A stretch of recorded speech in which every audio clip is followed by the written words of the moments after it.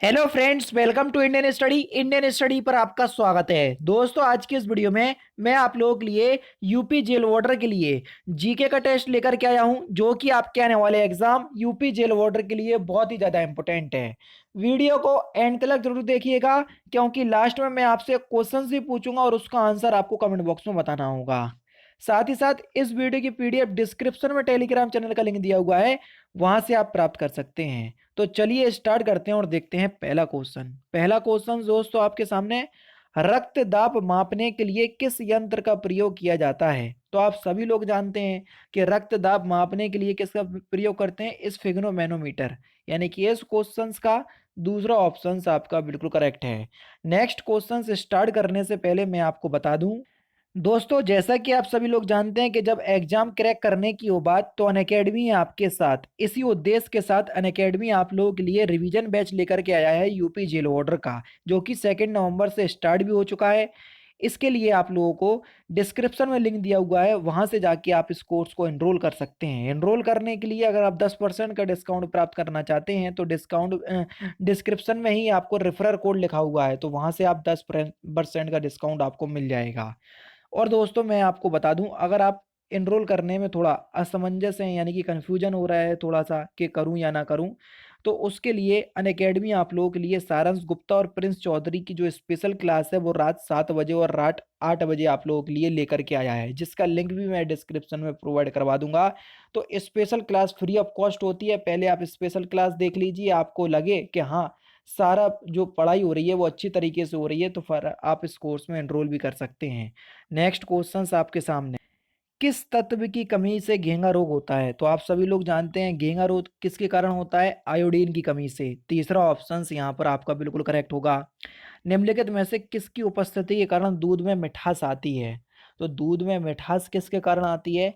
तो ये आती है आपकी लैक्टोज के कारण। किसके द्वारा? लैक्टोज के द्वारा। दूसरा ऑप्शन बिल्कुल करेक्ट। उज्जैन का प्राचीन नाम क्या था? Important question. उज्जैन का प्राचीन नाम क्या था? तो उज्जैन का प्राचीन नाम था आपका अवंतिका, यानी कि इस क्वेश्चंस का दूसरा ऑप्शन आपका बिल्कुल करेक्ट है। नेक्स्ट क्वेश्चंस के पानीपत की तीसरी लड़ाई में मराठों को हराया था किसने? जल्दी बताओ। पानीपत की जो तीसरी लड़ाई थी, उसमें मराठों को किसने हराया था? तो आपका जो सही आंसर हो जाएगा वह हो जाएगा अफगानों ने। पहला ही ऑप्शन यहाँ पर आपका बिल्कुल क्या हो जाएगा? करेक्ट हो जाएगा। नेक्स्ट क्वेश्चन, हुमायूं नामा के लेखक कौन है? जल्दी बताओ। हुमायूं नामा के लेखक कौन है? तो आपका सही आंसर हो जाएगा गुलबदन बेगम। तीसरा ऑप्शन करेक्ट। ये इन्हीं की बहन थी जिन्होंने हुमायूं नामा नामक पुस्तक लिखी, ठीक है ना? तो यहाँ पर तीसरा ऑप्शन आपका बिल्कुल करेक्ट होगा। नेक्स्ट क्वेश्चन से आपका कि जब रॉलेट एक्ट पारित हुआ उस समय भारत का वायसराय कौन था? Important questions. जब रॉलेट एक्ट पारित हुआ तो उस समय भारत का जो वायसराय था वो कौन था? तो आपका सही आंसर हो जाएगा लॉर्ड चेम्सफोर्ड, यानी कि इस क्वेश्चन का दूसरा ऑप्शन आपका बिल्कुल क्या हो जाएगा? करेक्ट हो जाएगा। नेक्स्ट क्वेश्चन से आपका दूसरा नहीं तीसरा ऑप्शन, जब महिला, वह महिला जिसने अवध में 1857 की क्रांति का नेतृत्व किया, तो उस महिला का नाम क्या था? तो आपका सही आंसर हो जाएगा बेगम हजरत महल, यानी कि इस क्वेश्चन का चौथा ऑप्शन जो है वो आपका बिल्कुल क्या हो जाएगा? करेक्ट हो जाएगा। नेक्स्ट क्वेश्चन से आपका कि महात्मा गांधी ने अपना पहला आमरण अनशन कब प्रारंभ किया? इंपोर्टेंट क्वेश्चन है। तो कब प्रारंभ किया? तो ये किया था आपका कम्युनल अवार्ड के समय। पहला ही ऑप्शन यहाँ पर आपका बिल्कुल करेक्ट है। आज के जो क्वेश्चंस हैं वो थोड़े मॉडरेट लेवल के ही मिलेंगे, यानी कि थोड़े हार्ड लेवल के क्वेश्चंस मैं करवा रहा हूँ यहाँ पर। भारत के एक क्षेत्र में निम्नलिखित में से विशेषताएं पाई जाती हैं, यानी कि वो क्षेत्र जो है वो उष्ण और आर्द्र जलवायु वाला क्षेत्र है। उस क्षेत्र में 200 सेंटीमीटर वार्षिक वर्षा भी होती है, और 1100 मीटर तक की ऊंचाई के पहाड़ी ढाल भी स्थित है उस क्षेत्र में, और 15 से 30 डिग्री सेंटीग्रेड तक का इसमें तापमान रहता है। अब ये जो आपकी सारी परिस्थितियां हैं वो किस फसल के लिए बहुत ज़्यादा उपयुक्त हैं? फसल सरसों के लिए, कपास के लिए, काली मिर्च के लिए, या तंबाकू के लिए? तंबाकू की किस्म दी हुई है तो उसको हटा दो। तो किसके लिए है ये काली मिर्च के लिए हैं उपयुक्त तो सारी परिस्थितियां। तीसरा ऑप्शन यहाँ पर आपका बिल्कुल करेक्ट हो जाएगा। नेक्स्ट क्वेश्चन, टेहरी पनबिजली कॉम्प्लेक्स निम्नलिखित में से किस नदी पर है? तो आपका जो सही आंसर हो जाएगा वह हो जाएगा आपका भागीरथी नदी, यानी कि इस क्वेश्चन का दूसरा ऑप्शन जो है वो आपका बिल्कुल क्या हो जाएगा, करेक्ट हो जाएगा। आप सभी लोग जानते हैं टेहरी बांध जो है ये भारत का सबसे ऊंचा बांध है और उत्तराखंड में है, और ये जो टेहरी पनबिजली परियोजना है ये भागीरथी नदी पर है। ठीक है। किस एक भौगोलिक क्षेत्र की सुस्पष्ट विशेषताएं निम्नलिखित में से हैं? ठीक है, एक भौगोलिक क्षेत्र की विशेषताएं दे दी। कोस्ट और शुष्क जलवायु वाला क्षेत्र है वो, सुहाना और आर्द्र शीतकाल है, और सदाबहार ओक के वृक्ष वहां पाए जाते हैं। तो ये जो आपकी विशेषताएं हैं वो किस क्षेत्र की हैं, जल्दी बताओ। तो ये सारी जो विशेषताएं हैं ना, ये पूर्वी चीन की हैं, यानी कि दूसरा ऑप्शन यहाँ पर आपका बिल्कुल करेक्ट है। ऐसे क्वेश्चंस थोड़े हार्ड लेवल के हैं, बस इनको याद कर लो। ठीक है। दक्षिणी गोलार्ध में पवन के बाईं ओर विचलन का क्या कारण है? तो बाईं ओर विचलन का क्या कारण है? पृथ्वी का घूर्ण, यानी कि इस क्वेश्चन का तीसरा ऑप्शन करेक्ट। प्रथम लोकसभा अध्यक्ष कौन थे, जल्दी बताओ। प्रथम लोकसभा के अध्यक्ष कौन थे? तो आपका सही आंसर क्या हो जाएगा, जीवी मावलंकर, यानी कि दूसरा ऑप्शन करेक्ट। और प्रेजेंट टाइम में लोकसभा के अध्यक्ष कौन है, कमेंट बॉक्स में बताना, सिंपल है।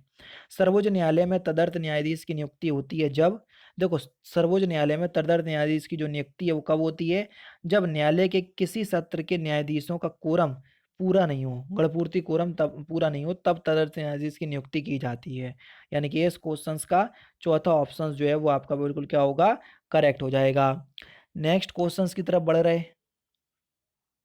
सूची एक को सूची दो से मिलाना है। अब देखो यहाँ पर आपको आर्टिकल दिए हुए हैं, ठीक है, और आर्टिकल के आपको ये दिया है कि कौन से आर्टिकल में कौन सी विशेषता है, उसके बाद आपको बताना है। ठीक है। अब देखो हमें याद है कि आर्टिकल नंबर 108 में हम क्या करेंगे, जल्दी बताओ, संयुक्त अधिवेशन बनाए मिलाएंगे, यानी कि तीसरा जो है वो पहले से कनेक्ट होगा। अब देखो कौन से ऑप्शंस में दिया तीसरा पहले से कनेक्ट, देखो एक ही ऑप्शंस में दिया, सी ऑप्शंस में, बताओ। एक ही ऑप्शन हमने पकड़ा और एक ही ऑप्शन से हमको पता चल गया कि कौन सा सही होगा। ठीक है। क्योंकि हमें पता है कि अनुच्छेद 108 जो है वो संयुक्त बैठक से संबंधित है, लोकसभा और राज्यसभा की, और संयुक्त बैठक तीसरे में दिया। ठीक है।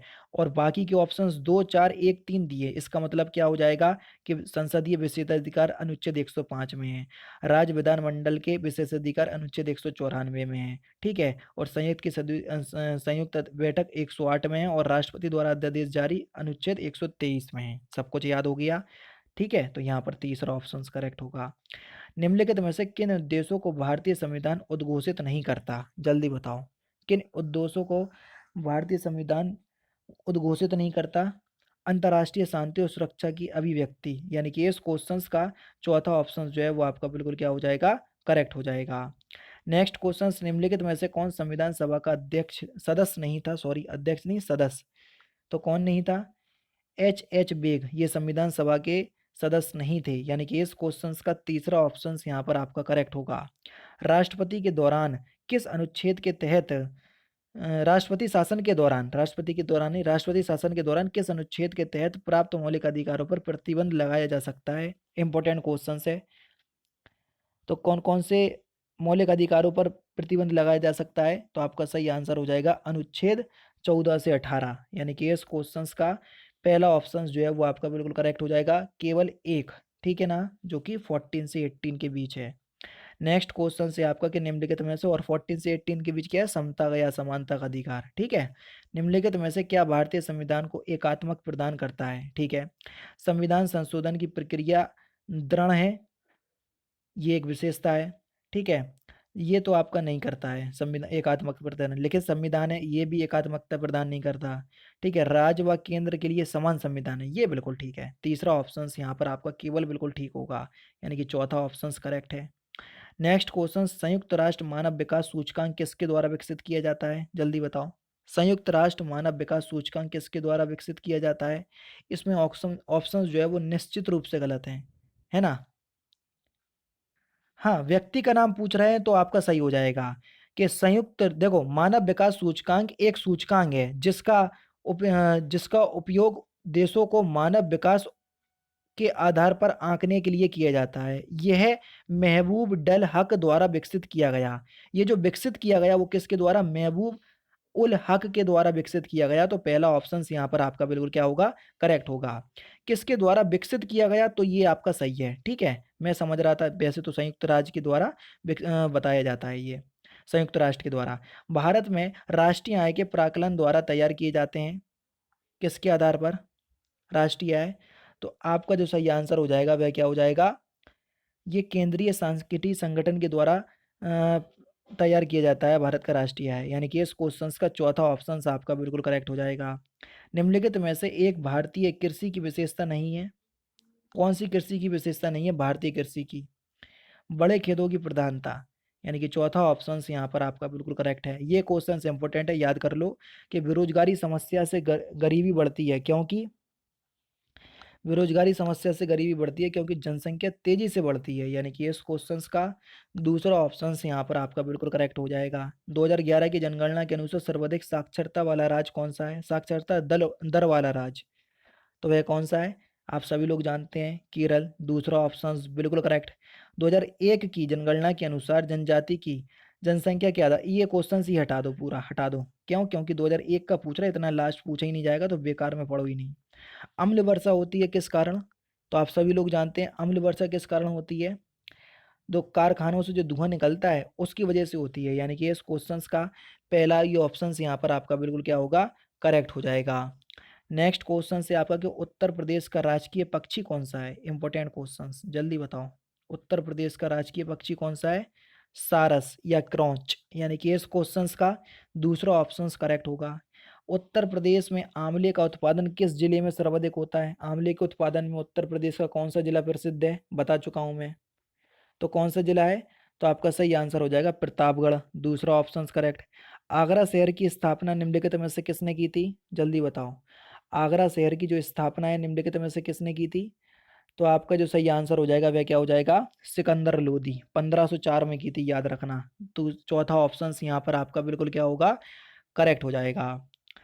नेक्स्ट क्वेश्चन से आपका कि जीएसटी चोरी करने पर कितने वर्ष का कारावास है? जल्दी बताओ। तो कितने वर्ष का कारावास है जीएसटी चोरी करने पर? 5 साल। दूसरा option correct. Uttar Pradesh police विनियमन के अंतर्गत ग्राम चौकीदार उत्तरदायी होता है किसके? ग्राम चौकीदार किसके प्रति उत्तरदायी होता है? तो यहाँ पर जो आपका सही आंसर हो जाएगा वह क्या हो जाएगा? थाना अध्यक्ष के। पहला ऑप्शन यहाँ पर आपका बिल्कुल करेक्ट। मानव अधिकार अधिनियम 1933 का विस्तार जम्मू कश्मीर राज्य सूची में आने वाले विषयों को छोड़कर कहाँ तक है?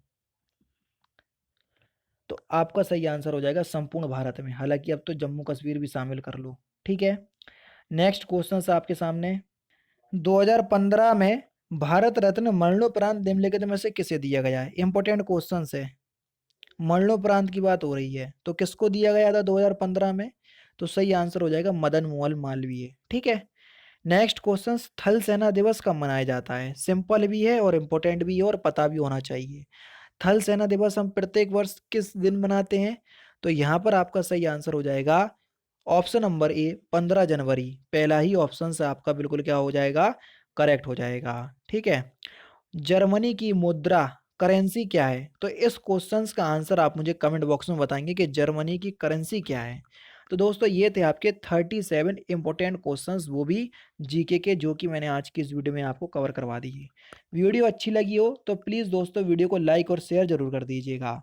तो दोस्तों फिलहाल की वीडियो में सिर्फ इतना ही। अगर आपको वीडियो पसंद आए तो प्लीज़ दोस्तों वीडियो को लाइक कीजिए, शेयर कीजिए और साथ ही साथ हमारे चैनल को सब्सक्राइब करना ना भूलें, क्योंकि मैं रोजाना इसी तरह की वीडियोस आप लोगों के लिए लाता रहता हूँ। नमस्कार दोस्तों, जय हिंद, जय भारत।